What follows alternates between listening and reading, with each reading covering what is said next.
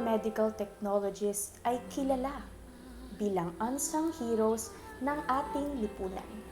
Sila ang bumubuo sa organisasyon ng PAMET o ang Philippine Association of Medical Technologists. Sa araw na ito, ating pag-usapan ang mga nagdaang presidente ng nasabing organisasyon. Samahan niyo kaming tumawa, umiyak, tumalon, at mag-break dance sa isang makabuluhang diskusyon tungkol sa ating PAMET presidents. Ang kabanatang ito ay ibabahagi sa atin ng mga mag-aaral mula sa Cagayan State University.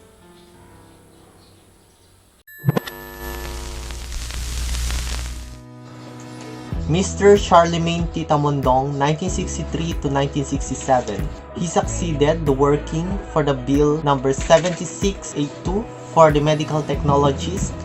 He worked for the building and recognition of PAMET for public acceptance and for its good social standing. The second PAMET president is Mr. Nardito Moraleta. His term started on 1967 and ended on 1970.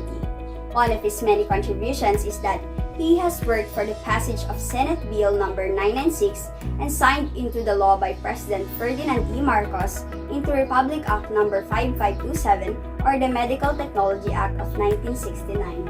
Sir Felix E. Asper, 1970 to 1971 and 1973 to 1977. He worked for the approval of Presidential Decree number 498 which signed by His Excellency President Ferdinand E. Marcos. He also had the Philippine Association of Medical Technologies integrated with the Professional Regulations Commission on May 24, 1975. Mr. Bernardo T. Tabao Sares, 4th President of PAMET year 1971 till 1973. He worked for the amendments to the TIBS law which was in third reading in the Senate when martial law was proclaimed. Also, one of his pet projects was approved by His Excellency President Ferdinand E. Marcos, proclaiming the third week of September as the Medical Technology Week.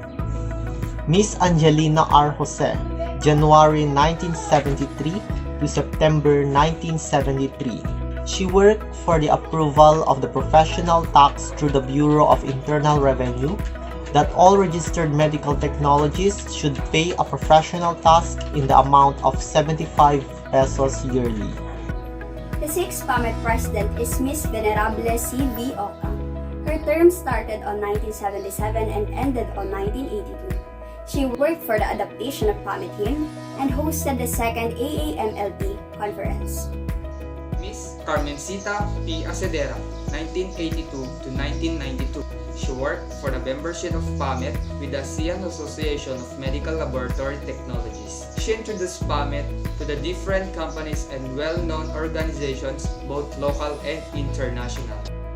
Mrs. Marilyn R. Atenza, PAMET President for 1993 till 1996. She worked for the close coordination of PAMET and PASMET. She worked for the sending of qualified medical technologists as scholars for the training program offered by Japan International Medical Technology Foundation. Mrs. Norma Nunez Chang, 1997 to 2000. She worked for the revision of the Medical Technology Code of Ethics in March 7, 1997. She adopted the Medical Technology Prayer. The 10th PAMET president is Miss Agnes B. Medanilla. Her term were on 2001 to 2002 and 2005 to 2006. She worked for the approval of the 2002 PAMET Constitution and bylaws and worked for the amendment of RA 5527 at the Congress of the Philippines. Shirley I. Fabian Cruzada, 2002 to 2004. She worked for the forging of the Memorandum of Agreement between the Department of Health and the National Reference Laboratory. She worked for the activation of inactive PAMET, and she also submitted to the Senate the Medical Technology Revised Bill to revise RA 00527. Leila M. Florento, PAMET President year 2007 till 2012. She continued to work in the interest of promoting excellence in the practice of medical technology. She also was the one who organized different PAMET chapters. Romeo Joseph J. Ignacio, 2013.